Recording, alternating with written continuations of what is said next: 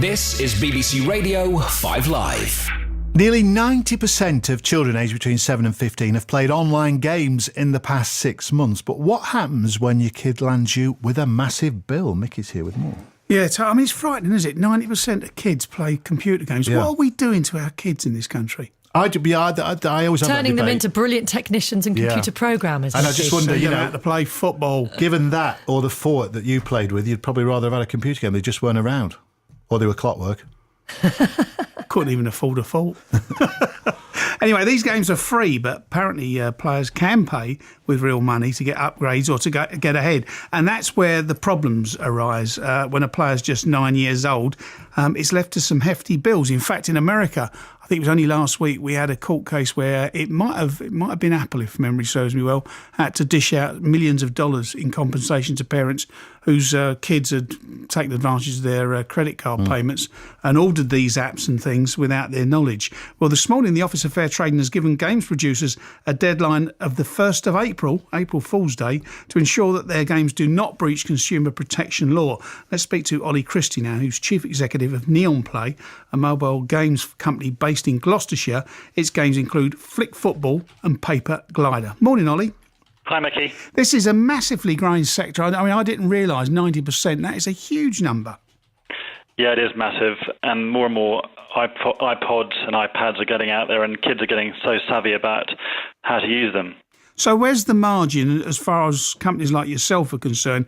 Is it in the designing of these games, the manufacture of them, or just the fact that you bolt on to these games to add up the cost?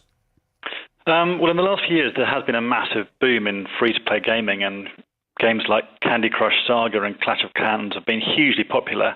But amazingly, actually, between 95 to 98% of players never actually spend a penny on these games. And they do enjoy these incredibly high-quality games for free, or they can try them before buying them. So actually, only 2 to 5% of people are actually paying for these games. But sadly, a tiny percentage of those are buying content through what's called in-app purchases that they think are free, but in fact aren't, and they've been racking up huge bills. So the OFT, in consultation with Tiger, has looked to put in place a series of principles that will help both platform holders, that's Apple and Google, for instance, and developers like ourselves, with a set of examples and guidelines for best practice. And this is certainly welcome for us, as we want to stay on the right side of the law, of course, and build a sustainable industry. Well, what chance of success? I mean, what do you think of these OFT proposals? We welcome them. We certainly do, and it's just what we need to be clear. There's been a lot of research done, but I do think that it needs to be a global approach as well, because this is just for the UK, obviously, for the OFT, and it's a small fraction of the global free-to-play community. Therefore, the OFT should also work with counterparts in the EU, the USA, and globally to adopt a common approach to this.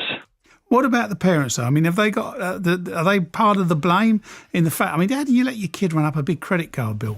You asleep? I totally agree. I do think the parents have got a responsibility here.